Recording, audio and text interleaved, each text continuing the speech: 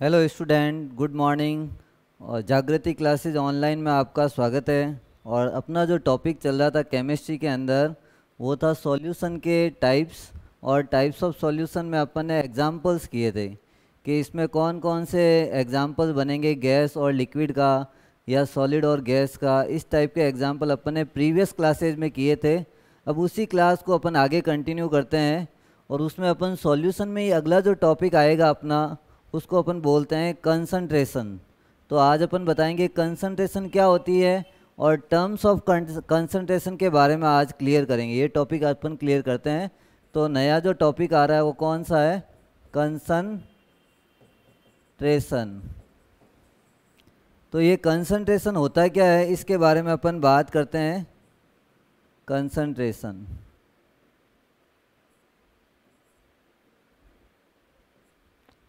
तो ये कंसंट्रेशन के बारे में अपन बताएंगे कि भाई कंसंट्रेशन होता है क्या है और टाइप्स ऑफ कंसंट्रेशन क्या होती है। देखो, अपन ने कंसंट्रेशन वर्ड का मतलब समझने से पहले अपन एक एग्जांपल बताएंगे। मान लो मैंने एक कंटेनर के अंदर 200 ml लिक्विड ले लिया या 200 ml वाटर ले लिया। अब 200 ml वाटर लेने के बाद में अपन इसके अंदर कितना ग्राम, 10 ग्राम शुगर डिजोल्व कर देते हैं।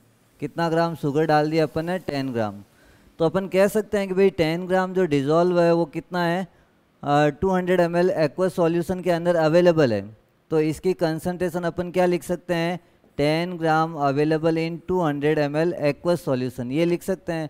वैसे ही कंसंट्रेशन को अपन अलग अलग टर्म से रिप्रेजेंट कर सकते हैं। अब कंसंट्रेशन वर्ड का मतलब अपन को सीधा सा ये याद रखना है, amount of solute, amount of solute present in a fixed amount of solvent और solution, solvent और solution। इसी को अपन क्या बोल सकते हैं? कंसंट्रेशंस। अगर अपना सॉल्यूट जो है मान लो 10 ग्राम 20 ग्राम जितना भी है, वो सॉल्यूट जितना सॉल्वेंट में अवेलेबल होगा, मान लो 500 है, 200 है या 1 लीटर है, उसमें जितना सॉल्यूट अवेलेबल होगा ग्राम में, तो उसी को अपन क्या बोल सकते हैं? कंसंट्रेशन। तो सीधी सी डेफिनेशन अपन को याद रखनी है इसकी, amount of solute present in a fix amount of solvent और solution is known as concentration. तो ये इसका कंसंट्रेशन का डेफिनेशन बताया और उसी को अपन को लिखना है यहाँ पे। एक बार अपन ये बता देते हैं कंसंट्रेशन की डेफिनेशंस को कैसे अपन यहाँ लिखेंगे। तो ये अपन अभी आगे बताते हैं। कंसंट्रेशन मतलब क्या हो गया? Amount, amount of solute present in fix amount of solvent और solution is known as concentration. तो ये जो डेफिनेशन अपन ने लिखी है, amount of solute present in a fix amount of solvent और solution is known as concentrations. तो इसके बाद में अपन चलते हैं यहाँ पर नया जो टॉपिक है, इसके जो टर्म्स। तो यहाँ लिखते हैं अपन terms of concentration, terms of concentration. तो टर्म्स का मतलब ये होता है कि भाई अपने जो कंसंट्रेशन है उसको अपन किस किस टर्म्स में रिप्रेजेंट कर सकते हैं और कौन सी टर्म्स अपने आगे काम आएगी ताकि अपन कंसंट्रेशन की कैलकुलेशन कर सकें। तो वो जो टर्म्स है, ये नाम अपने 11th में भी सुना हुआ है, उसी टर्म्स को अपन वापस यहाँ रिवाइज कर रहे हैं जो 11th के टॉपिक में आपने पढ़ा है। तो फर्स्ट जो आएगा परसेंटेज, वेट बाई वेट, और इसको अपन बोलेंगे मास परसेंटेज, मास परसेंटेज, ये फर्स्ट टर्म्स। सेकंड इस टर्म्स को बोलेंगे percentage weight by volume. Weight by volume का मतलब क्या हो गया? W का मतलब मास अपॉन V का मतलब क्या हो गया? वॉल्यूम। तो इसको अपन क्या लिखेंगे? Mass volume percentage, percentage. तो ये सेकंड टर्म्स हो गई अपनी। थर्ड टर्म्स आएगी percentage V by V. V by V का मतलब क्या हो गया? Volume by volume. तो इसको एक ही नाम में लिखेंगे अपन, वॉल्यूम, वॉल्यूम परसेंटेज। तो ये थर्ड टर्म है अपना वॉल्यूम परसेंटेज का। फोर्थ जो नाम आपने सुना होगा कभी, मोलेरिटी, तो अपन अगला टर्म करेंगे मोलेरिटी और denoted by capital M. Fifth terms आएगी अपनी मोलेलिटी, मोलेलिटी और denoted by small m. Six terms आएगी अपनी normality, normality denoted by capital N. और सेवंथ टर्म्स आएगी अपनी कंसंट्रेशन की मोल फ्रैक्शन, मोल फ्रैक्शन और डिनोटेड बाय एक्स या काई भी लिख सकते हैं इसको। तो ये 7 टर्म्स जो है अपन इसमें क्लियर करेंगे। एक वर्ड और आएगा पीपीएम, वो भी क्लियर करेंगे। तो इन सातों टर्म्स को अपन क्लियर करेंगे, इनकी डेफिनेशन बताएंगे और इनका फॉर्मूला बताएंगे और इससे रिलेटेड न्यूमेरिकल्स क्वेश्चंस को सॉल्व करेंगे इसमें। तो फर्स्ट टर्म्स को अपन लेते हैं इसमें। फर्स्ट टर्म्स का मैंने नाम लिखा परसेंटेज वेट बाय वेट और इसका नाम मैंने क्या बोला था, मास परसेंटेज। अब देखो यहाँ जो दे रखा अपना W/W और ये चीज़ क्लियर है यहाँ पे कि ऊपर वाला जो W है वेट है वो सॉल्यूट है और नीचे वाला वेट है वो किसका होगा, सॉल्यूशन का। तो अपन जो फॉर्मूला बनाएंगे इसका क्या लिखेंगे, mass of solute, mass of solute upon नीचे भी वेट है तो अपन यहाँ नीचे लिखेंगे मास ऑफ सॉल्यूशन। अच्छा मास अपन लेते हैं वो किस में ले सकते हैं, ग्राम या किलोग्राम। तो यहाँ ऊपर क्या लिखेंगे, ब्रैकेट में लिख दिया ग्राम, तो नीचे वाला भी सेम टर्म आएगा ग्राम। और परसेंटेज जब निकालते हैं तो मल्टीप्लाई किससे कर सकते हैं अपन, मल्टीप्लाई बाय 100। तो ये 100% के लिए है। तो सीधा सा फॉर्मूला हो गया वेट बाय वेट का, मास of solute upon mass of solution और मल्टीप्लाई बाय 100। अगर आपको इसकी डेफिनेशन बनानी है तो क्या लिखेंगे, अगर मैं सॉल्यूशन का मास 100 कर दूं तो ये नीचे वाली वैल्यू मैंने कितनी कर दी 100 और परसेंटेज में मल्टीप्लाई किससे हो रहा है 100 से और यहाँ कोई भी एक वैल्यू x मान लेते हैं। तो 100 से ये 100 क्या हो गया कैंसल, जो x है वो उसी को अपन क्या बोलेंगे मास परसेंटेज। तो डेफिनेशन में यहाँ लिख रहा हूँ इन 100 gram solution amount of solute in gram is known as mass percentage, mass percentage। तो ये इसकी डेफिनेशन है। आपने सॉल्यूशन को 100 ग्राम ले लिया, अब 100 से 100 तो कट गया, पीछे बचा जो मास ऑफ सॉल्यूट है in 100 gram solution amount of solute, amount of solute का मतलब मास ऑफ सॉल्यूट है वो किस में लेना है, ग्राम में, और उसी को अपन क्या बोलेंगे मास परसेंटेज ऑफ सॉल्यूशन। तो ये इसका फॉर्मूला हो गया और ये इसका डेफिनेशन। अब इससे रिलेटेड अपन एक क्वेश्चन क्लियर बताएंगे यहाँ पे। तो यहाँ मैं नेक्स्ट जो है इससे रिलेटेड एक क्वेश्चन करेंगे अपन। तो क्वेश्चन ये दे रखा है आपके बोर्ड पे दे रखा है। First question, 20 gram sugar dissolve in 200 gram water, 200 gram water, calculate mass percentage of solution, mass percentage of solution। तो ये क्वेश्चन अपने पास लिखा हुआ आएगा जिसमें आपको दे रखा है 20 gram sugar dissolve in 200 gram of water and calculate mass percentage of solution. देखो एक सिंपल तरीके से अपन सॉल्व नहीं कर पाएंगे क्योंकि परसेंटेज, मास परसेंटेज का जो फॉर्मूला था वेट बाय वेट का फॉर्मूला क्या था, ऊपर जो मास आएगा वो किसका आएगा, सॉल्यूट का, और नीचे मास जो आएगा वो किसका आएगा, सॉल्यूशन का। और परसेंटेज निकालने के लिए मल्टीप्लाई किससे कर रहे हैं अपन, 100 से। तो ये करने के लिए सबसे पहले देखो शुगर सॉल्यूट है या सॉल्वेंट है। तो अपन को मालूम है जो शुगर होता है वो क्या होता है, सॉल्यूट। तो 20 ग्राम सॉल्यूट तो है ही है। अब इसके साथ में 200 ग्राम वाटर, लेकिन वाटर सॉल्यूट है या सॉल्वेंट है या सॉल्यूशन है, कैसे मालूम चलेगा भाई वाटर क्या होता है, हमेशा सॉल्वेंट ही है, और उस सॉल्वेंट के अंदर जो अपन सॉल्यूट को डिजोल्व कर सकते हैं, तो जहाँ वर्ड वाटर लिखा हुआ है उसको हमेशा आपको क्या मानना है, सॉल्वेंट। अब इस सॉल्वेंट के अंदर आपने कितना ग्राम डिजोल्व कर दिया, 20 ग्राम। तो एक चीज़ ध्यान रखना है, सॉल्यूशन जो है ये वाटर सॉल्वेंट सॉल्यूशन नहीं है। सॉल्यूशन कब बनता है, तो अपन को मालूम है सॉल्यूशन इज इक्वल टू, ये बताया हुआ आपको, सॉल्यूट प्लस सॉल्वेंट, ये फॉर्मूला था अपने पास सॉल्यूशन निकालने का। तो solution is equal to solute plus solvent. अब अपन को मालूम है सॉल्यूट इसमें कितना गिवन है, 20 ग्राम। तो 20 ग्राम हो गया सॉल्यूट प्लस वाटर, मैंने क्या बोला, सॉल्वेंट है, और कितना ग्राम वाटर है, 200 ग्राम। तो यहाँ सॉल्वेंट ले लिया मैंने 200 ग्राम। अब अपन दोनों को ऐड करेंगे तो मेरे पास आंसर आया 220 ग्राम। ये जो वैल्यू आई ये अभी सॉल्यूशन की आई है, ये मास परसेंटेज की नहीं आई है।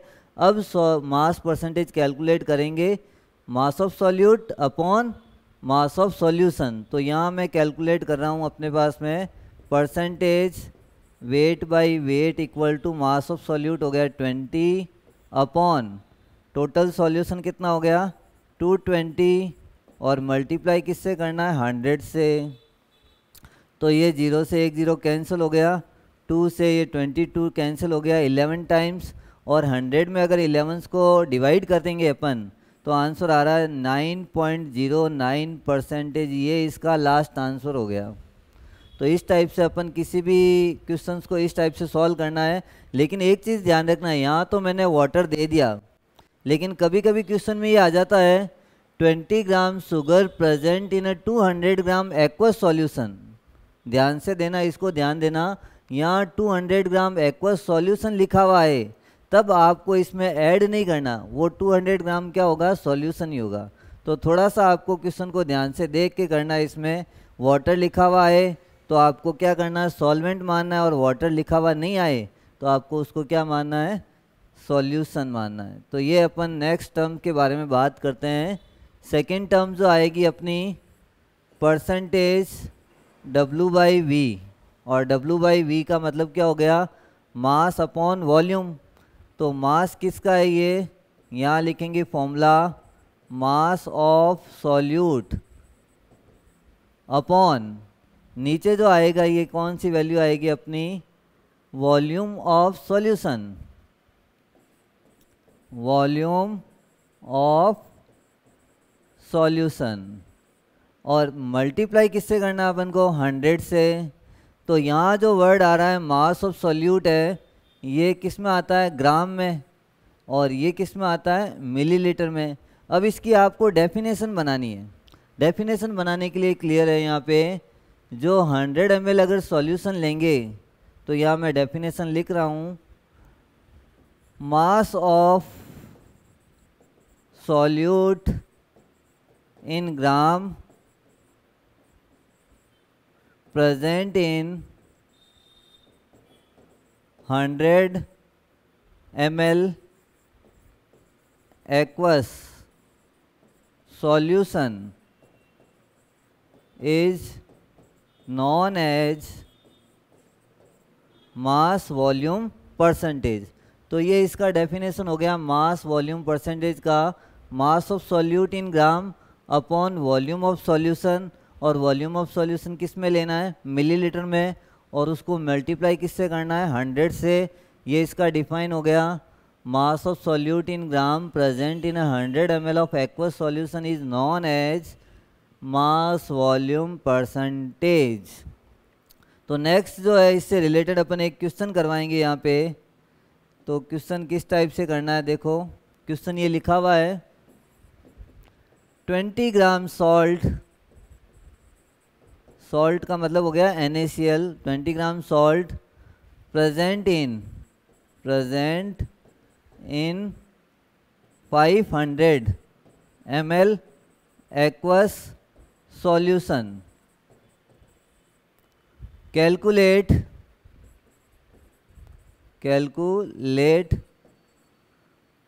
परसेंटेज W/V या मास वॉल्यूम परसेंटेज। तो ये क्वेश्चन अपने दे रखा है यहाँ पे कि भाई आपके पास जो अवेलेबल है वो 20 ग्राम सॉल्ट वो प्रेजेंट है किसके अंदर, 500 ml एक्वा सॉल्यूशन में, और उसका आपको क्या निकालना है, मास वॉल्यूम परसेंटेज निकालना है।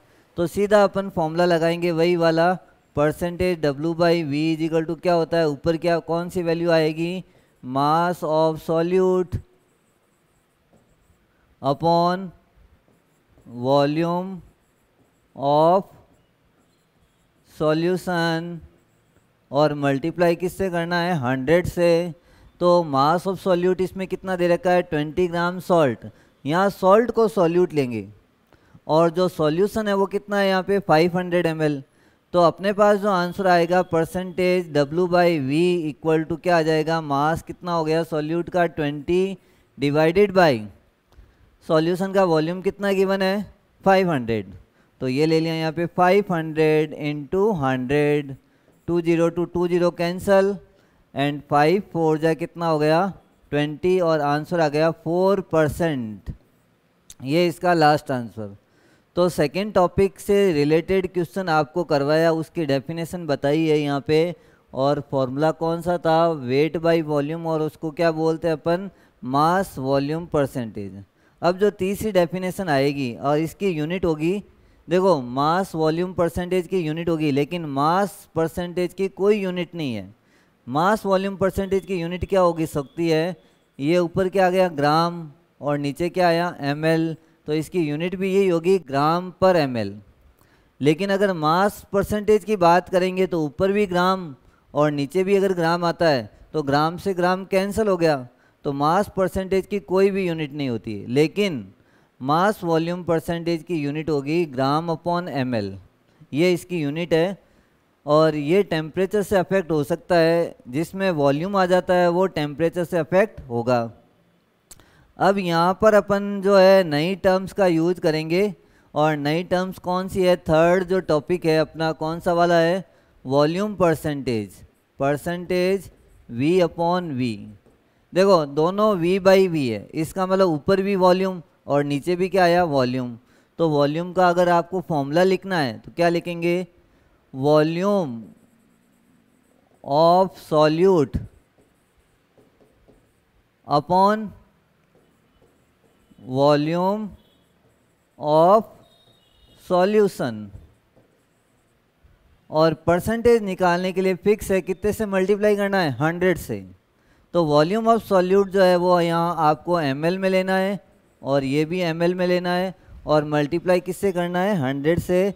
ये वॉल्यूम परसेंटेज का फॉर्मूला।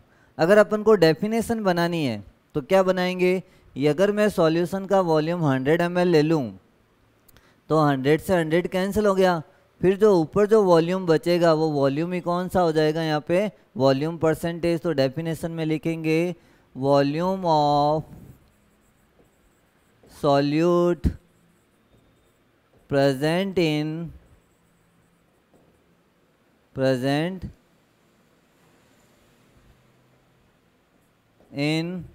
100 मिलीलीटर एक्वस सॉल्यूशन,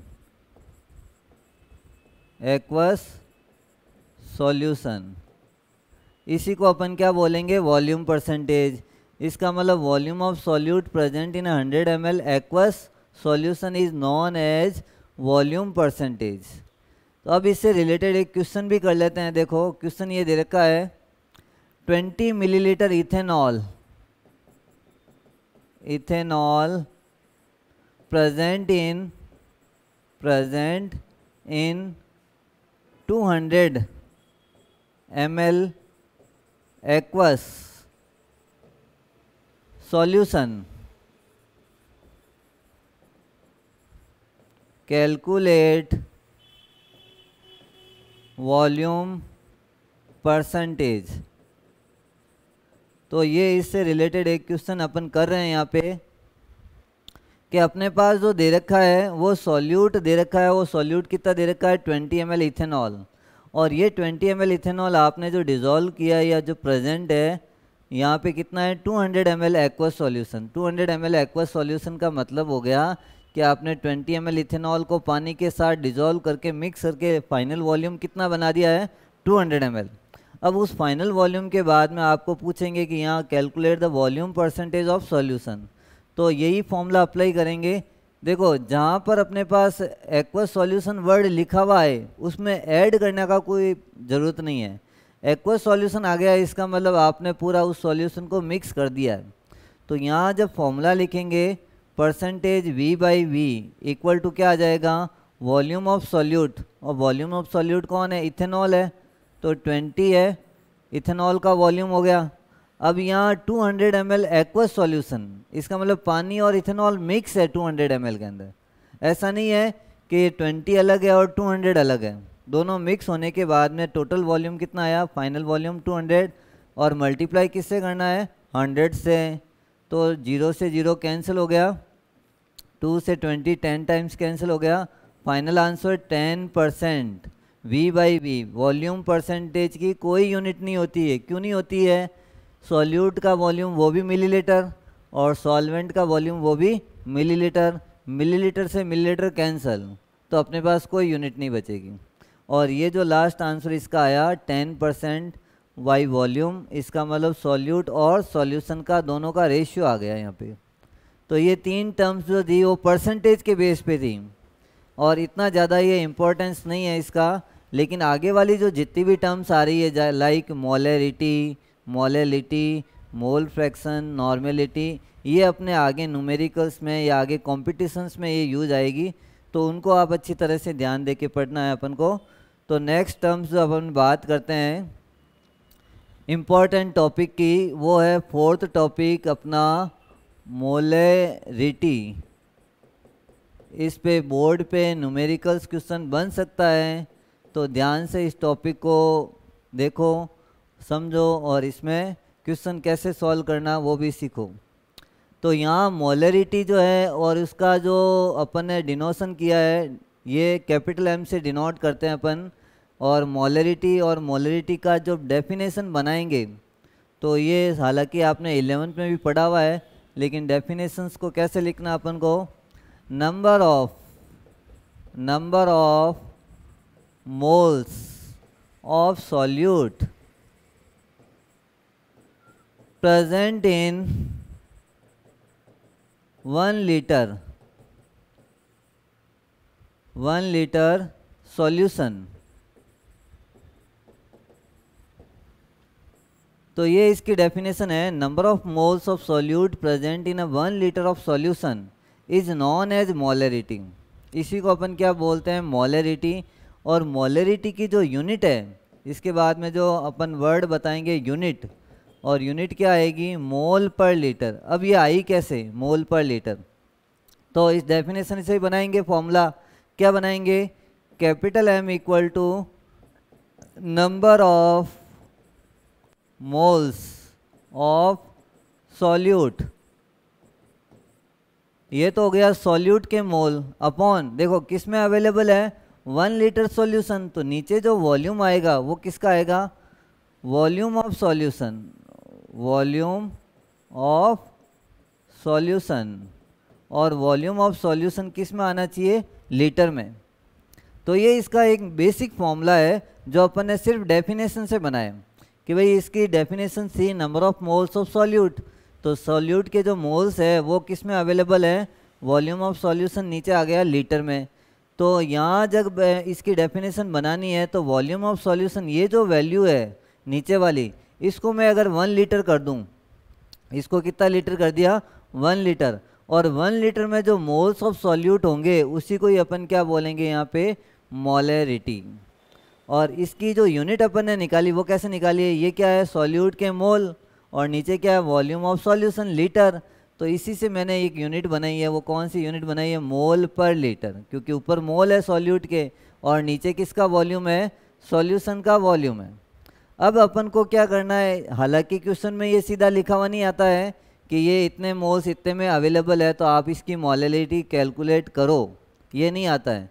इसमें आएंगे मास देंगे, तो मास और मोल का आपस में रिलेशन आपको मालूम होना चाहिए, मोल्स क्या होता है, मोल्स को कैसे कैलकुलेट करना है, ये वैल्यू मालूम होनी चाहिए, ताकि इसका अपन न्यूमेरिकल सॉल्यूशंस कर सकें। तो सबसे पहले मोल को अपन यहाँ मैं वापस इसका मोल का फॉर्मूला लिख रहा हूँ, mole equal to mass of solute, mass of solute upon molar mass, molar mass. तो मास ऑफ सॉल्यूट ये आपको क्वेश्चन में ज़रूर गिवन होगा, लेकिन मोलर मास ये आपको ज़रूरी नहीं देंगे या नहीं भी दें। तो मोलर मास आपको कैसे कैलकुलेट करना वो भी आपको मैं समझाऊंगा यहाँ पे, किस टाइप से अपन किसी भी सॉल्यूट का मोलर मास कैलकुलेट करेंगे। तो ये तो मोल का फॉर्मूला हो गया, तो अपन इस फॉर्मूले में थोड़ा सा चेंजेस कर सकते हैं। इस मोल्स को हटा के क्या लिख सकते हैं, मास ऑफ सॉल्यूट अपॉन मोलर मास। हालांकि मैं एक बार इसको लिख सकता हूँ WA, ए का मतलब सॉल्यूट को, और मोलर मास को क्या लिख देते हैं अपन, MA, मोलर मास MA। तो ये वैल्यू रख देते हैं। तो लास्ट जो फॉर्मूला होगा मोलरिटी का वो ये हो सकता है WA mass of solute upon MA, MA क्या हो गया, molar mass of solute, into नीचे आ गया वॉल्यूम ऑफ सॉल्यूशन। और ये वॉल्यूम ऑफ सॉल्यूशन किस में आना चाहिए, लीटर में। अगर मान लो क्वेश्चन में लीटर गिवन ही नहीं है, फिर और कन्फ्यूज़न हो जाएगा कि सर ने तो बोला था लीटर में आना चाहिए, लेकिन यहाँ तो मिलीलीटर दे दिया। तो आपको एक चीज़ क्लियर होनी चाहिए, अगर आपके पास कुछ क्वेश्चंस में मिलीलीटर आता है, उसको लीटर में कन्वर्ट करना है, तो उसमें डिवाइड होता है 1000 का, क्योंकि आपको मालूम है 1 लीटर में कितना मिलीलीटर अवेलेबल होता है, 1000। तो उसके बेस पे अगर आपको यहाँ पे मिलीलीटर आ जाए क्वेश्चन में, तो उसके लिए जो फॉर्मूला बनाना है वो ये वाला 1000 अपॉन में अगर 1000 करते हैं तो वो 1000 वाली वैल्यू कहाँ आ जाएगी, ऊपर। और इस फॉर्मूले का यूज जनरली न्यूमेरिकल्स में अपन कर सकते हैं, और नॉर्मली इसी फॉर्मूले पर न्यूमेरिकल्स बनते हैं। अब अपन आगे भी बताएंगे किस टाइप से इस पर न्यूमेरिकल्स बनता है, कौन कौन से न्यूमेरिकल्स बन सकते हैं, उसके सॉल्यूशंस कैसे करने हैं, वो सारे अपन आगे क्लियर करते हैं। लेकिन ये फॉर्मूला अपन को याद रखो, ये लॉक कर दो इस फॉर्मूले को। देखो मोलरिटी इक्वल टू क्या होता है, मास ऑफ सॉल्यूट ऊपर WA, नीचे क्या आ गया, मोलर मास ऑफ सॉल्यूट, और यहाँ वॉल्यूम ऑफ सॉल्यूशन, और किस में दे रखा है वॉल्यूम ऑफ सॉल्यूशन, मिलीलीटर में। तो अब आपको 1000 से मल्टीप्लाई करना है, और अगर लीटर में गिवन है तो यहाँ इसका 1000 से मल्टीप्लाई करने की ज़रूरत नहीं है। तो यहाँ मैं अगले टॉपिक में आपको बताऊंगा मोलर मास कैसे कैलकुलेट करते हैं, क्योंकि सबसे पहले मोलर मास आना चाहिए ताकि न्यूमेरिकल्स क्वेश्चंस को सॉल्व कर सकते हैं। अब ये 11th का ही टॉपिक है, इसमें मैं 1-2 क्वेश्चन एग्जांपल करके बताऊंगा। मान लो NaOH एक सॉल्यूट है, और इस सॉल्यूट का आपको मोलर मास निकालना है। तो कुछ जो टर्म्स है, जैसे सोडियम का जो एटॉमिक वेट होता है, सोडियम का कितना एटॉमिक वेट होता है, 23। अब 23 के साथ में O का एटॉमिक वेट कितना है, 16, प्लस हाइड्रोजन का हो गया 1। अब यहाँ टोटल जब ऐड करेंगे 23 + 16 + 1, टोटल आंसर कितना आ रहा है मेरे पास, 40। और मोलर मास की यूनिट होती है ग्राम पर मोल, ये इसकी यूनिट होती है। तो ये मैंने NaOH का एक एग्जांपल देके बताया कि भाई NaOH का मोलर मास आपको इस तरह से कैलकुलेट करना है। अगला जो एक एग्जांपल, सिंपल एग्जांपल अपन देते हैं, ग्लूकोज। और ग्लूकोज का फॉर्मूला क्या है मेरे पास, C6H12O6, C6H12O6, ये फॉर्मूला है इसका। अब इसका मोलर मास कैसे कैलकुलेट करेंगे, तो यहाँ अपन समझाएंगे। इसमें 3 एलिमेंट है, कौन कौन सा है, कार्बन, हाइड्रोजन एंड ऑक्सीजन। अब कार्बन का जो एटॉमिक वेट होता है वो कितना होता है, देखो कार्बन का 12, लेकिन एक कार्बन का होता है, 6 का नहीं होता है। एक का 12 है तो 6 का कितना हो जाएगा, 12 × 6। अब अगर कोई दूसरा एलिमेंट आ जाता है, कार्बन के बाद कौन आ रहा है, हाइड्रोजन, तो आप कोई मल्टीप्लाई यूज़ नहीं करेंगे, आप उनके लिए बीच में कौन सा साइन यूज करेंगे, प्लस का। अब अपने पास जो आ रहा है अगला एलिमेंट आ रहा है हाइड्रोजन, और हाइड्रोजन का एटॉमिक वेट कितना होता है, 1 × 12 प्लस, अब ऑक्सीजन का एटॉमिक वेट होता है 16 × 6। तो हालांकि आपने ये सारी चीज़ें पढ़ रखी है, लेकिन बहुत लंबा गैप आ जाता है तो ये काफ़ी चीज़ें भूल जाते हो आप। तो यहाँ अपन वापस एक बार रिवाइज कर रहे हैं मोलर मास कैसे कैलकुलेट कर सकते हैं। तो 12 6 आ गया अपने पास 72 प्लस 12 प्लस 96, 16 6 96। अब इन तीनों को जब ऐड करते हैं तो मेरे पास जो आंसर आया 180 ग्राम पर मोल। ये जो आंसर आ गया ये किसका मोलर मास आ गया, ग्लूकोज का। तो ये अपन ने अभी बताया कि भाई मोलर मास अगर आता है तो वो कैसे कैलकुलेट करना है ताकि क्वेश्चन को अपन इजीली सॉल्व कर सकें। तो यहाँ जो वर्ड अपन बता रहे हैं यहाँ पे कि अगला जो इसमें बताएंगे इससे रिलेटेड क्वेश्चन क्या बनेगा और कैसे सॉल्व करना है। तो यहाँ मैं क्वेश्चन लिख रहा हूँ मोलरिटी से रिलेटेड। अच्छा, एक चीज़ और आपको याद रखना है इसके अंदर, मोलरिटी टेम्परेचर से अफेक्ट होगी या नहीं होगी, टेम्परेचर से अफेक्ट होगी या नहीं होगी। तो आपको इसमें लिखना है yes it is affected with the temperature. क्यों? क्योंकि यहाँ जो मैंने लिखा है इसकी यूनिट को ध्यान दो, मोल पर लीटर। यहाँ कौन सा टॉपिक वर्ड आ गया, लीटर। और लीटर का मतलब हो गया, लीटर का रिलेशन किससे है, वॉल्यूम से है। जिस यूनिट के अंदर वॉल्यूम आता है, जिस यूनिट के अंदर क्या चीज़ आता है, वॉल्यूम आता है, वो हमेशा किससे अफेक्ट होगी, टेम्परेचर से। तो molarity is affected with the temperature. अगर टेम्परेचर बढ़ाएंगे या घटाएंगे तो मोलरिटी उससे क्या होगी, अफेक्ट होगी। तो ये अपन को एक चीज़ ध्यान रखनी थी, एक्स्ट्रा चीज़ थी। कभी कभी क्वेश्चन पूछ भी सकते हैं इसमें 1 नंबर में, which units is affected with the temperature. तो अपन को आंसर लिखना मोलरिटी। जिसमें वॉल्यूम आ गया, ज़रूरी नहीं हमेशा मोलरिटी में ही होगा, नॉर्मेलिटी भी हो सकती है। तो ऐसी यूनिट जिसमें वॉल्यूम आता है वो टेम्परेचर से अफेक्ट होगी। तो इससे रिलेटेड अपन एक क्वेश्चन करते हैं ताकि ये आपको मोलरिटी कैसे निकालना है ये समझ में आ जाए। अब मैंने 20 ग्राम NaOH है, 20 ग्राम NaOH present in 200 ml aqueous solution. Calculate molarity capital M। तो ये क्वेश्चन आपके लिखा हुआ आएगा जिसमें आपको ये कुछ भी ज़्यादा वैल्यू नहीं दे रखी है। 20 ग्राम NaOH जो है प्रेजेंट है 200 ml एक्वस सॉल्यूशन के अंदर, और उसकी आपको क्या निकालनी है, मोलरिटी। अब मोलरिटी का जो लास्ट फॉर्मूला मैंने लिखवाया था वो अपने इसमें यूज आएगा। लास्ट फॉर्मूला क्या था, mass of solute WA upon molar mass of solute MA into volume of solution. और वॉल्यूम ऑफ सॉल्यूशन अगर ml में गिवन है तो 1000 से मल्टीप्लाई भी करना है। अब यहाँ जब अपन देख रहे हैं मास ऑफ सॉल्यूट WA, बताओ इसमें सॉल्यूट कौन है, तो अपन देखेंगे 200 ml एक्वस सॉल्यूशन, ये तो सॉल्यूशन है, लेकिन जो सॉल्यूट है वो कौन है, 20 ग्राम। 20 ग्राम ये सॉल्यूट है और सॉल्यूट का नाम क्या है, NaOH। तो अपने पास जो मास दे रखा है सॉल्यूट का वो कितना दे रखा है, 20। अब MA का मतलब क्या हो गया, मोलर मास। अब NaOH का मोलर मास मैंने अभी अभी आपको बताया कैसे कैलकुलेट करते हैं, तो वो मैंने बताया था, कितना कैलकुलेट किया था, 40 इंटू।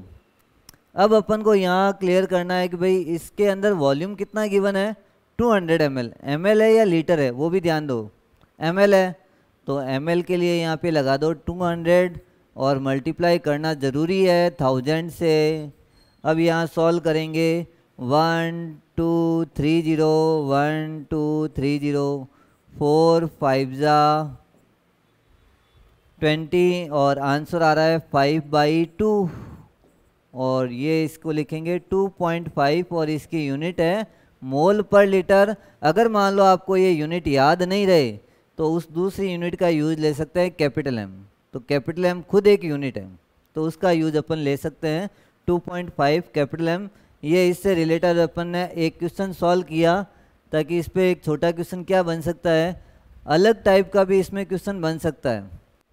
वो कैसे बनेगा, अगला क्वेश्चन मैं दे रहा हूँ यहाँ पे। नेक्स्ट क्वेश्चन ये है 18 gram glucose C6H12O6 glucose present in present in 1.5 liter aqueous solution. Calculate capital M। ये अपन को निकालना। तो ये क्वेश्चन है जिसमें 18 ग्राम ग्लूकोज जो है वो 1.5 लीटर एक्वस सॉल्यूशन में अवेलेबल है और उसी की आपको क्या निकालनी है, मोलरिटी। तो यहाँ मोलरिटी का फॉर्मूला जो लिखा है मैंने, कैपिटल M इक्वल टू क्या लिखाया था, mass of solute. Mass of solute इसमें हो गया ग्लूकोज 18 ग्राम अपॉन मोलर मास मैंने ग्लूकोज का आपको बता रखा है कैसे निकालते हैं, कार्बन का, फिर हाइड्रोजन का और ऑक्सीजन का, फिर तीनों को क्या करना है, ऐड करना है। तो इसका जो मोलर मास है वो कितना आया था मेरे पास, 180। अब यहाँ एक चीज़ ध्यान रखना है, ये 1.5 लीटर है या मिलीलीटर है, तो यहाँ देखेंगे तो लीटर आ रहा है। तो बताओ अब कैसे सॉल्व करेंगे इसको। तो यहाँ लिखेंगे 1.5, लेकिन ऊपर 1000 से मल्टीप्लाई नहीं करेंगे और यहाँ जब सॉल्व करेंगे अपन 18 डिवाइडेड बाई ये 10, तो आंसर आ गया मेरे पास 1/15। तो जब इसको सॉल्व करते हैं तो लगभग 0.606 के करीब आंसर आएगा। और इसकी यूनिट क्या लिखनी है आपको, कैपिटल M एक खुद यूनिट है, उसका यूज अपन ले सकते हैं। अगर ये यूनिट याद नहीं रहे तो कौन सी यूनिट यूज लेंगे, मोल पर लीटर। तो दोनों में से कोई भी एक यूनिट का यूज कर सकते हैं। अब इसमें एक तीसरे टाइप का क्वेश्चन भी बताता हूँ ताकि वो अगर क्लियर हो जाए तो आपके मोलरिटी से रिलेटेड जितने क्वेश्चन बनते हैं वो लगभग आपको समझ में आ जाएंगे। तो ये अपन मोलरिटी ऐसे कैलकुलेट कर सकते हैं। नेक्स्ट जो टर्म्स है, इससे मोलरिटी का ही एक क्वेश्चन और करवा रहे हैं, परसेंटेज वाला। देखो कैसे सॉल्व करना है।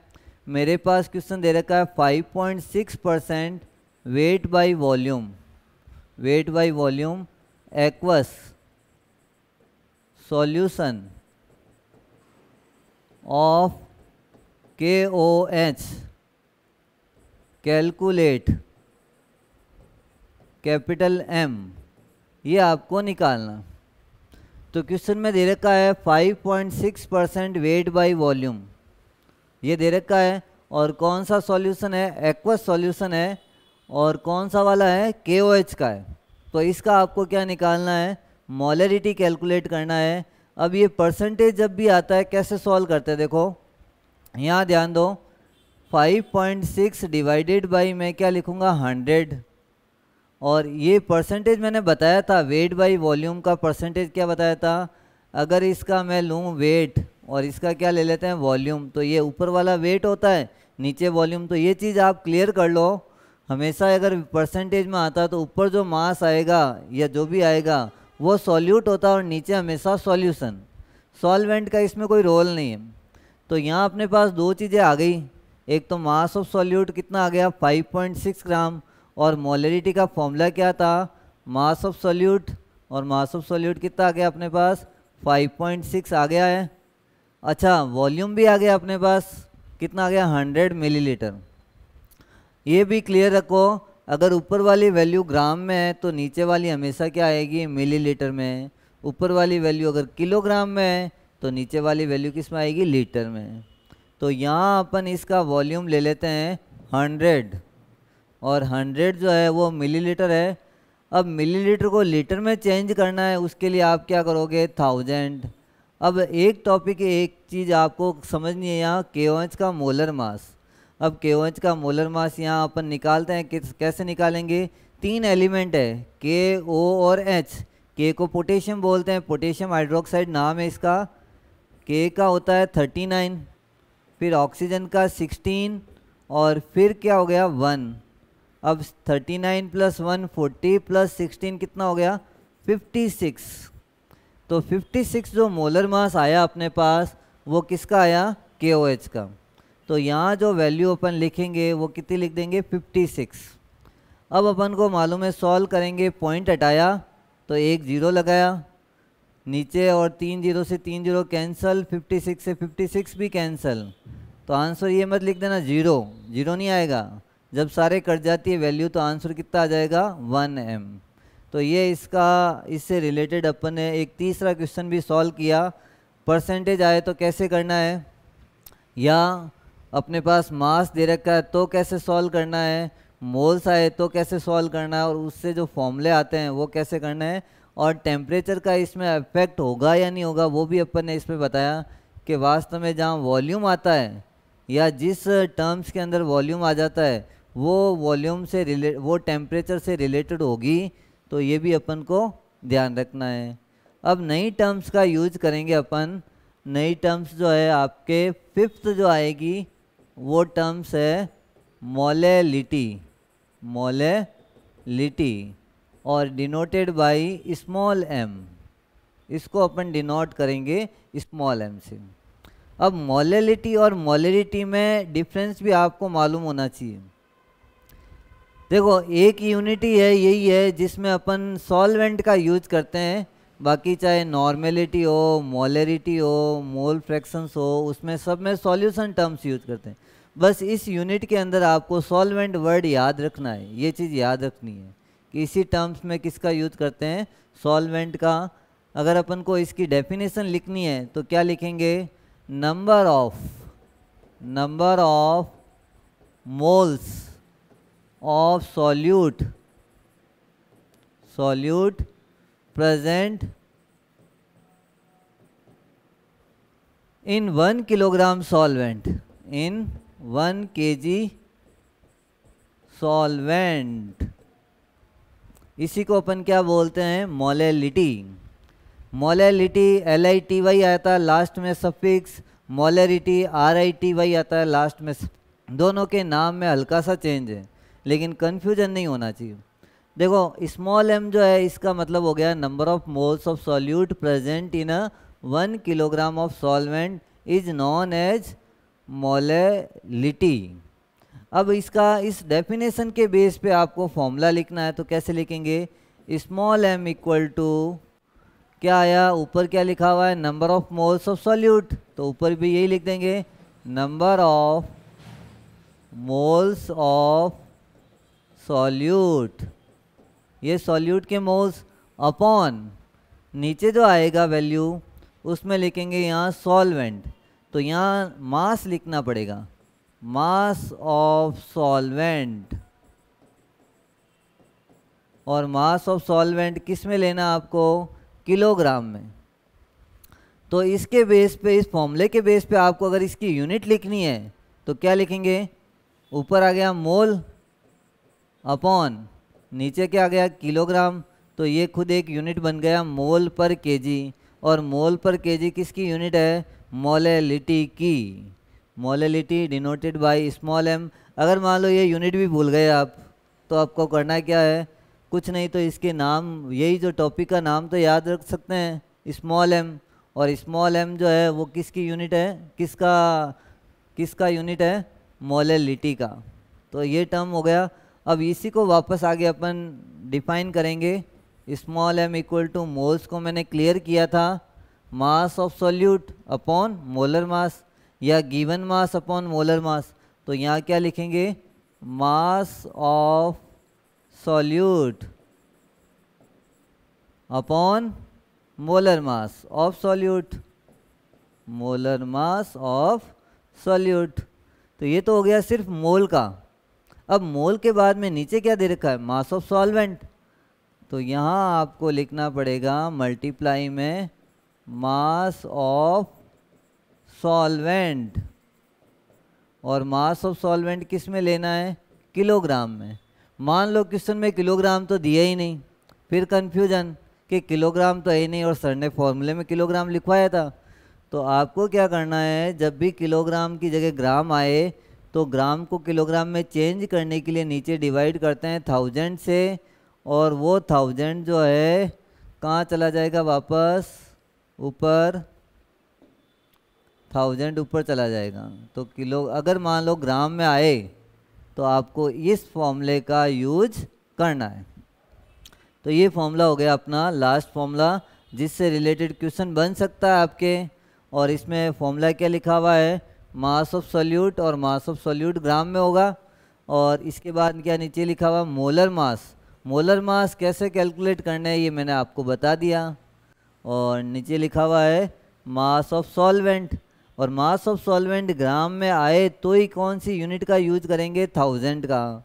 अगर किलोग्राम में आ जाए तो 1000 से मल्टीप्लाई करने की ज़रूरत नहीं है। तो अब ये जो फॉर्मूला है और इसकी डेफिनेशन है, अब यहाँ अपन ये भी चीज़ टॉपिक क्लियर कर लेते हैं। वास्तव में ये यूनिट जो है या ये जो टर्म है वो टेम्परेचर से अफेक्ट होगी या नहीं होगी। तो यहाँ देखो यूनिट की तरफ ध्यान दो, मोल पर केजी, यूनिट क्या है, मोल अपॉन केजी।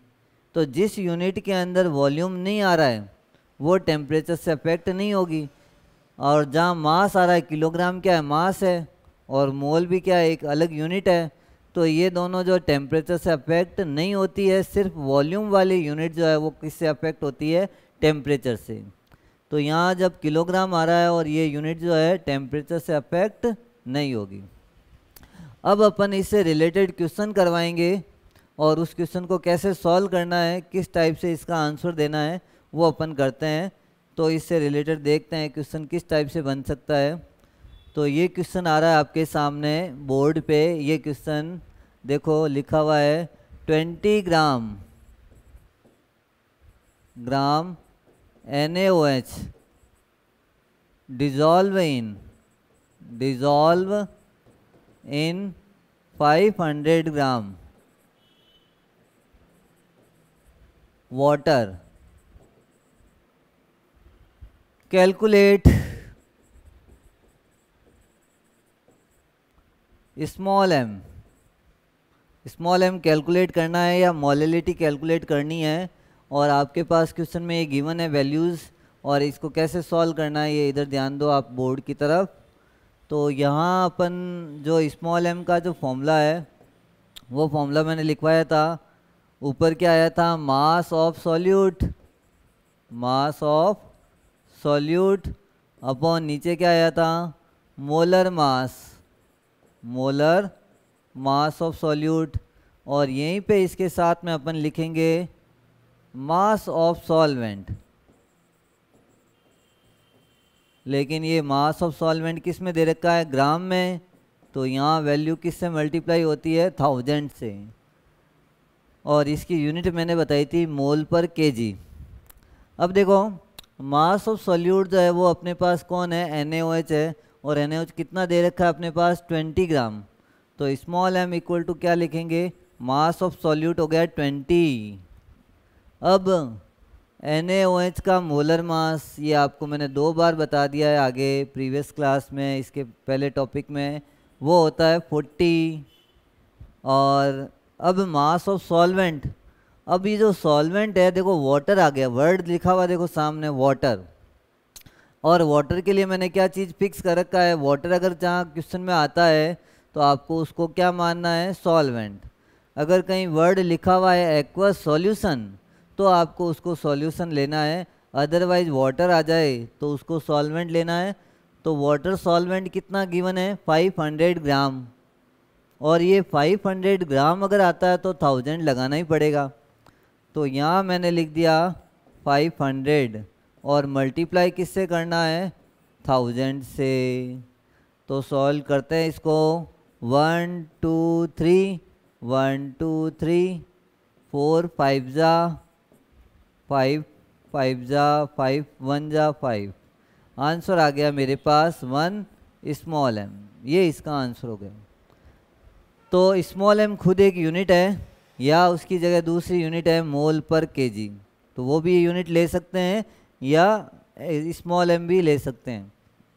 तो इस टाइप से आपको ये क्वेश्चन सॉल्व करना है, और ये क्वेश्चन रिलेटेड था मोलैलिटी से। मोलैलिटी दोनों अलग अलग वर्ड है, तो इनमें कन्फ्यूजन नहीं होना चाहिए अपना किस टाइप से ये क्वेश्चन सॉल्व करना है। अब अगला जो क्वेश्चन करेंगे अपन परसेंटेज के बेस पे करेंगे, उसमें थोड़ा सा आपको ध्यान रखना पड़ेगा कि वास्तव में सॉल्वेंट और सॉल्यूट और सॉल्यूशन होता क्या है, उसका थोड़ा ये आपको मालूम होना चाहिए, सॉल्यूट सॉल्वेंट और सॉल्यूशन के बारे में। तो क्वेश्चन ये दे रखा है अपने पास 10% wait by weight mass percentage aqueous solution aqueous solution of KOH, calculate small m, calculate molality. ये क्वेश्चन दे दिया परसेंटेज के बेस पे है, तो आपको परसेंटेज पे देते हैं तो थोड़ा ध्यान रखना है सॉल्यूट सॉल्वेंट का। यहाँ हालांकि सॉल्वेंट का यूज करते हैं और KOH दे रखा है सॉल्यूट। ये चीज़ अपन ने पहले वाले टॉपिक में भी क्लियर किया था। 10% लिखा हुआ है और परसेंट जब हटता है तो नीचे क्या आता है 100, और ऊपर भी वेट है, नीचे वाला भी वेट है, वेट बाय वेट लिखा हुआ है, वेट बाय वॉल्यूम नहीं दे रखा है। अब ये वेट और वेट है, इसका यूज कैसे करना अपन को, देखो 10 और अपॉन 100, तो 10 जो मास है ये किसका मास हो गया, सॉल्यूट का, और ये जो मास है ये किसका है, सॉल्यूशन का, ये सॉल्यूशन का है। तो ये चीज़ याद रखनी है आपको परसेंटेज वाले तीनों फॉर्मूले में, ऊपर सॉल्यूट नीचे सॉल्यूशन, फिक्स है। अब ये जो 10 ग्राम है, 10 ग्राम किस में अवेलेबल है, 100 ग्राम सॉल्यूशन में। तो अपन जो फॉर्मूला लगाएंगे स्मॉल m का, वो फॉर्मूला क्या था, देखो मास of solute, mass of solute कौन है, KOH है सॉल्यूट, और सॉल्यूट का मास कितना गिवन है, क्वेश्चन में दे रखा है 10। अब 10 डिवाइडेड बाई यहाँ जो अपन इसका मोलर मास अपन को निकालना है KOH का, KOH का मोलर मास कितना आता है 56, ये अपन ने निकाल के बता रखा है। अब इसके बाद में आपको यहाँ जो वैल्यू चाहिए वो कौन सी वैल्यू चाहिए, मास ऑफ सॉल्वेंट। यहीं पे आके गड़बड़ हो जाती है कि सर ने बता दिया परसेंटेज वाले फॉर्मूले में ऐसा करना है, 10 डिवाइडेड बाई 100 और ऊपर लगा दो 1000, सॉल्व हो जाएगा। लेकिन ऐसे नहीं करना अपन को। यहाँ जो 100 दे रखा है वो मास किसका है, सॉल्यूशन का। और अपन ने सबसे पहले एक चीज़ यहाँ क्लियर किया था, solute plus solvent equal to क्या होता है, सॉल्यूशन, ये बताया था अपन ने सॉल्यूशन। अब ये भी ध्यान रखना है दोनों की यूनिट भी सेम होनी चाहिए, ऐसा नहीं है ये ग्राम में ये ml में जोड़ के बता दो सर सॉल्यूशन इतना हुआ, 10 ग्राम है और 100 ml है तो जोड़ के ये मत कर देना कि 110 हो गया, ऐसा नहीं है, दोनों की यूनिट भी सेम होनी चाहिए। ये अगर ग्राम में है तो सॉल्वेंट भी ग्राम में होना चाहिए, तब सॉल्यूशन भी ग्राम में आएगा। तो अपन करते हैं इसमें कि सॉल्यूट तो कितना दे रखा है 10, प्लस क्वेश्चन में जो आंसर चाहिए वो सॉल्वेंट चाहिए अपन को। अब यहाँ वैल्यू है ही नहीं, मालूम ही नहीं है, क्योंकि ये जो वैल्यू है सॉल्यूशन की है, तो सॉल्वेंट अभी निकालना है, और इक्वल टू क्या आ जाएगा 100। अब बताओ कैसे सॉल्व करेंगे, जब x की वैल्यू निकालेंगे अपन तो 10 को उधर भेजो, तब 10 को इधर भेजेंगे तो x इक्वल टू क्या आ जाएगा 100 माइनस 10, और आंसर आ गया 90 ग्राम। तो ये जब 90 ग्राम आ गया, और 90 ग्राम क्या है अपने पास में, सॉल्वेंट, अब उसी का तो यूज यहाँ होना चाहिए, तो यहाँ अपन लगाएंगे 90, और ग्राम में है तो क्या किससे मल्टीप्लाई करना है, 1000 से। अब ये सॉल्व करेंगे, देखो इधर तो ये 0 से कैंसिल कर दो, 1 0 से 1 0 कैंसिल, 4 की टेबल जब बोलते हैं तो 4 14 जा, और इसके अंदर अगर डिवाइड करते हैं तो 25 जा। अब ये वापस कट रहा है यहाँ पे 7 टाइम्स, ये 5 टाइम्स, और मेरे पास जो आंसर आया है ये यहाँ पे क्या लिखा हुआ था 10। तो ये इसको सॉल्व करते हैं,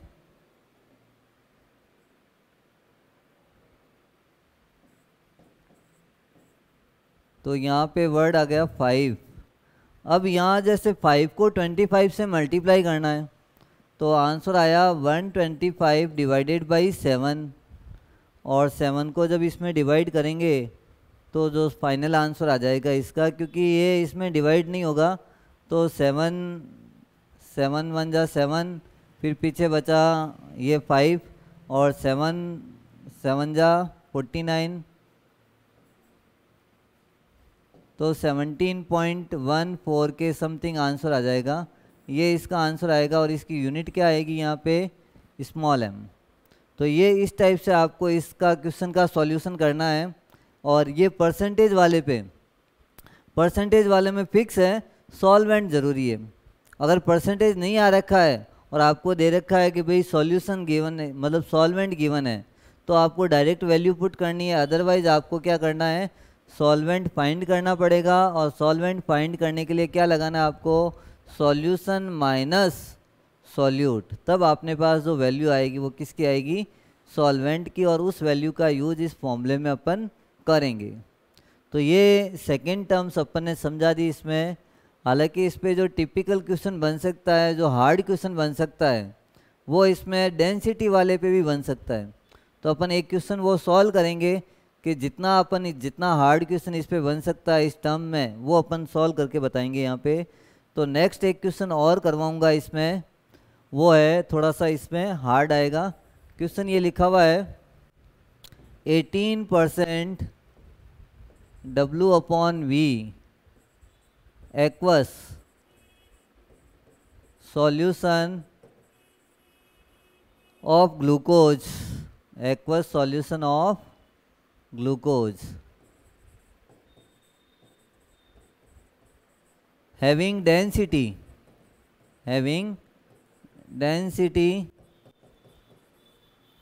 1.25 ग्राम पर ml। Calculate small m। ये क्वेश्चन है, ये नॉर्मल क्वेश्चन नहीं है कि सीधा आपने वैल्यू रखा आंसर आ जाएगा, ये नहीं है। इसमें थोड़ा सा आपको दिमाग लगाना पड़ता है कि देखो 18% W/V aqueous solution of glucose का एक्वस सॉल्यूशन है, और उस सॉल्यूशन की डेंसिटी दे रखी है, कितनी दे रखी है, 1.25 ग्राम पर ml। और उसी का आपको निकालना है मोलेलिटी। ये क्या निकालना है, इसका मोलेलिटी। अब करना कैसे है इस सॉल्यूशन को, सबसे पहले मोलेलिटी का फॉर्मूला लिख दो ताकि मालूम होना चाहिए कौन कौन सी वैल्यू अपन को चाहिए। तो मोलेलिटी इज इक्वल टू क्या हो जाएगा, मास of solute upon molar mass into mass of solvent और इनटू 1000। ये इसका नॉर्मल फॉर्मूला है जो न्यूमेरिकल्स में अपन काम में लेते हैं। तो अपन को 2-3 वैल्यू चाहिए, एक तो मास ऑफ सॉल्यूट चाहिए और दूसरा क्या चाहिए, मोलर मास निकल जाएगा, ग्लूकोज दे रखा है डायरेक्ट निकल जाएगा। मास ऑफ सॉल्वेंट चाहिए, और मास ऑफ सॉल्वेंट तो अपने पास यहाँ कहीं दे ही नहीं रखा है, और ये 1000 से मल्टीप्लाई होना चाहिए। तो इस क्वेश्चन में थोड़ा सा ध्यान देना है कि साथ में अपन को डेंसिटी भी दे रखी है, इसका भी कुछ ना कुछ रोल होगा इसमें। तो वो कैसे सॉल्व करना है, पहले तो लिखो कि भाई 18% है, तो 18% का मतलब क्या होता है, 18 डिवाइडेड बाई 100। और 18 जो है, 18 क्या है, सॉल्यूट, तो ये वेट है, ये वॉल्यूम है। तो अपने पास वेट और वॉल्यूम दे रखा है, इसका मतलब वॉल्यूम ऑफ सॉल्यूशन गिवन है, अपने पास मास ऑफ सॉल्वेंट नहीं है। तो ये निकालने के लिए करना क्या है कि आप अगर मानते हैं कि 18 ग्राम ग्लूकोज है और 100 ml सॉल्यूशन है, तो मास ऑफ सॉल्यूट तो आ गया अपने पास, कितना है, 18। अब 100 ml जो है वो सॉल्यूशन है, और इस 100 ml को आपको किस में कन्वर्ट करना पड़ेगा, मास ऑफ सॉल्वेंट में निकालना पड़ेगा। कैसे करना है, अपन ने शुरू से एक फॉर्मूला पढ़ा हुआ है, volume into density equal to क्या होता है, मास। ये फॉर्मूला पढ़ा हुआ है। अब देखो वॉल्यूम कितना गिवन है, 100, तो यहाँ लिखूँगा मैं 100, और इनटू डेंसिटी जो सॉल्यूशन की वो दे रखी है 1.25 इक्वल टू, अब अपन को इन दोनों से मल्टीप्लाई करना है, तो आंसर आ गया मेरे पास 125 ग्राम। ये आप ये मत समझना कि सॉल्वेंट आ गया मल्टीप्लाई करते, ये गलत है। तो यहाँ पर अपन ने जो वॉल्यूम है वो लिया था सॉल्यूशन का, नीचे जो वॉल्यूम आता है वो सॉल्यूशन का है, और डेंसिटी भी जो सॉल्यूशन की थी। अब इससे जो मास निकलेगा वो भी किसका निकलेगा, सॉल्यूशन का। अब सॉल्यूशन का मास अगर आपके पास आ जाता है तब आप निकाल सकते हो, सॉल्यूशन इज इक्वल टू क्या होता है, सॉल्यूट प्लस सॉल्वेंट ये अपन ने काफ़ी टाइम से पढ़ते ही आ रहे हैं। सॉल्यूशन कितना है 125 ग्राम इक्वल टू सॉल्यूट जो है वो कितना दे रखा है यहाँ पे 18 और प्लस सॉल्वेंट ये x आपको निकालना है। तो x निकालने के लिए क्या करूँगा मैं 125 माइनस क्या कर दूँगा 18। तो इन दोनों में से लेस करने के बाद मेरे पास आंसर आया 107 ग्राम। अब बताओ ये वैल्यू जो आई मेरे पास 107 ग्राम, अब ये किसकी वैल्यू आ गई सॉल्वेंट की। तो यही तो वैल्यू अपन को चाहिए थी। ये वैल्यू आने के बाद में ये फॉर्मूले में वैल्यू पुट कर देंगे और आंसर निकालेंगे। अब अपन को देखो कैसे निकालना है। इस फॉर्मूले को मैं यहाँ से हटाता हूँ ताकि अपन को ये सॉल्यूशन कर सकें।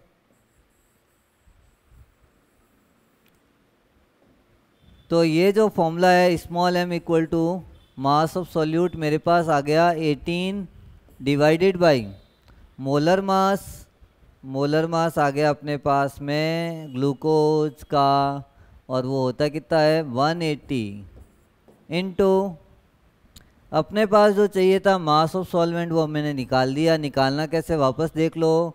सॉल्यूशन का वॉल्यूम था 100, अब वॉल्यूम को डेंसिटी से मल्टीप्लाई किया तब मेरे पास जो मास आया वो आया सॉल्यूशन का। अभी तक जो मास आया वो किसका आया सॉल्यूशन का, लेकिन किस आंसर में अपन को सॉल्वेंट चाहिए। तो यहाँ मैंने सॉल्वेंट कैसे निकाला, सॉल्यूशन का मास है 125 और 18 ग्राम सॉल्यूट है और सॉल्वेंट अपन को निकालना है। तो x की वैल्यू निकालने के लिए 125 में से 18 को लेस कर दिया। लेस करते ही मेरे पास जो वैल्यू आ गई 107 ग्राम। अब ये ग्राम जो आया 107 यहाँ रख देंगे। ग्राम आता है तो आपको मालूम है किससे मल्टीप्लाई करना पड़ता है 1000 से। तो यहाँ 0 से 0 कैंसल, 18 से 18 कैंसल, लास्ट आंसर आया 100/107। जब इसको सॉल्व करेंगे तो जो लगभग वैल्यू आ जाएगी 0.93 समथिंग आएगी। वो वैल्यू जो होगी वो क्या होगी जी आपके मोलैलिटी की। तो इस टाइप से आपको परसेंटेज वाला, डेंसिटी वाला, और अगर मास दे रखा है सॉल्यूट का साथ में सॉल्वेंट का, तो आपको किस तरीके से क्वेश्चन को सॉल्व करना है। इसमें डिफरेंट टाइप के जो क्वेश्चंस बनते थे वो सारे मैंने यहाँ क्लियर कर दिए ताकि आपको इसमें कोई कन्फ्यूजन नहीं रहे कि किससे कैसे आपको ये सॉल्यूशन करना है। तो ये अपने जो टॉपिक बताया ये कौन सा था, लास्ट टॉपिक अपन ने जो क्लियर किया वो कौन सा था, मोलैलिटी। तो अपन ने 5 डेफिनेशंस आपको आज बताई, वो कौन कौन सी थी। फर्स्ट था मास परसेंटेज, सेकंड था मास वॉल्यूम परसेंटेज, और थर्ड था आपका वॉल्यूम परसेंटेज, फोर्थ था मोलैरिटी, और फिफ्थ थी मोलैलिटी। अब जो नई टर्म्स आएगी वो होगी नॉर्मेलिटी। ये भी एक इम्पॉर्टेंट टॉपिक है और काफ़ी बार जो है आगे न्यूमेरिकल्स क्वेश्चंस में इस पे क्वेश्चन बन सकता है। नॉर्मेलिटी, नॉर्मेलिटी और डिनोटेड बाय कैपिटल N। अब नॉर्मेलिटी का डेफिनेशन जो है वो अपन नॉर्मल चीज़ से थोड़ा सा अलग है। यहाँ एक नया वर्ड आएगा, मोलर मास नहीं आएगा। मोलर मास जो यूज करते थे मोलैरिटी और मोलैलिटी में, तो आपको थोड़ा सा आपको ये ध्यान होना चाहिए। मोलैरिटी और मोलैलिटी में डेफिनेशन या उनके बीच में डिफरेंस भी मालूम होना चाहिए। मोलैलिटी में तो किसका यूज करते हैं, सॉल्वेंट के मास का, लेकिन मोलैरिटी में जो यूज करते हैं सॉल्यूशन के वॉल्यूम का। तो दोनों में थोड़ा सा फर्क है। वो टेम्परेचर से अफेक्ट नहीं होती है मोलैलिटी, लेकिन molarity is affected with the temperature. तो ये दो चीज़ों का ध्यान रखना है। अब अपना जो नया टर्म्स आ रहा है वो है नॉर्मेलिटी, और नॉर्मेलिटी की जो डेफिनेशंस है वो कैसे अपन को लिखनी है, और it is denoted by capital N। तो इसकी डेफिनेशन कैसे बनाएंगे अपन, लिखते हैं इसको number of gram equivalent of solute present in 1 liter solution.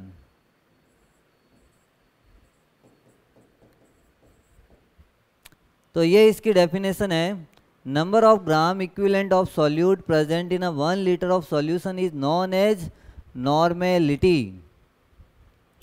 अब यहाँ जो अपन नॉर्मेलिटी को जो डिनोट करते हैं वो कैपिटल एन, इसकी यूनिट को भी आप कैपिटल एन से रिप्रेजेंट कर सकते हैं क्योंकि इसकी यूनिट थोड़ी बड़ी है, तो फिर भी अपन बताते हैं कैसे इसका फॉर्मूला बनाना अपन को। नॉर्मेलिटी इक्वल टू क्या हो जाएगा, number of gram equivalent of solute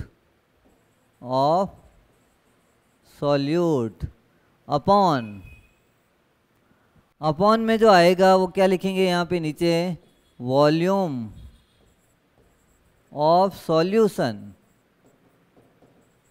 और वॉल्यूम ऑफ सॉल्यूशन जो है वो किस में लेना है यहाँ पे, लीटर में। तो ये एक चीज़ फर्स्ट इसका फॉर्मूला है, डेफिनेशन के बेस पे बना है। भाई डेफिनेशन में ये लिखा है number of gram equivalent of solute, तो यहाँ पे भी मैंने ये लिखा है number of gram equivalent of solute upon present in a 1 litre of solution, तो यहाँ लिख दिया वॉल्यूम ऑफ सॉल्यूशन। तो वॉल्यूम ऑफ सॉल्यूशन की अगर इसको डिफाइन करना है तो ये वॉल्यूम ऑफ सॉल्यूशन है, इसको आपको क्या करना पड़ेगा, वॉल्यूम ऑफ सॉल्यूशन को अगर मैं 1 कर दूं तो जो number of gram equivalent of solute होगा उसी को मैं क्या नाम दूंगा, नॉर्मेलिटी। तो एक सिंपल डेफिनेशन का इस तरीके से फॉर्मूला बनाना है। तो इस डेफिनेशन का ये फॉर्मूला हो गया। अब यहाँ आपको करना क्या है, इसको वापस ये जो नया वर्ड आया है, देखो अंडरलाइन कर रहा हूँ यहाँ पे, ये ग्राम इक्विवेलेंट। अब ये आपने पहले मान लो 11th में सुना भी है लेकिन भूल गए होंगे, तो अपन ये वापस वर्ड को क्लियर करते हैं, ग्राम इक्विवेलेंट होता क्या है। तो यहाँ मैं बता रहा हूँ ग्राम इक्विवेलेंट कैसे कैलकुलेट करते हैं। ग्राम इक्विवेलेंट इक्वल टू, तो ये ग्राम इक्विवेलेंट आपको निकालना, कैसे निकालना है, आपको तो बता दिया था मोलर मास, तो यहाँ लिखना है मोलर मास। ग्राम इक्विवेलेंट के लिए मोलर मास का यूज ऐसे यहाँ आगे करना है, जो भी मास होता है, मास ऑफ सॉल्यूट अपॉन, यहाँ जो वर्ड आएगा, नया वर्ड आएगा इक्विवेलेंट मास। तो ये इक्विवेलेंट मास जो है वो एक इम्पॉर्टेंट टॉपिक है, वो कैसे कैलकुलेट करना है वो अपन बता देंगे आगे। और यहाँ ग्राम इक्विवेलेंट किसी भी सॉल्यूट का कैसे निकालना है, मास of solute upon equivalent mass. इस तरीके से अपन क्या निकालेंगे, इसका ग्राम इक्विवेलेंट। नेक्स्ट जो टॉपिक में नेक्स्ट क्लास में अपन बताएंगे इक्विवेलेंट मास कैसे कैलकुलेट करेंगे। ठीक है, थैंक यू।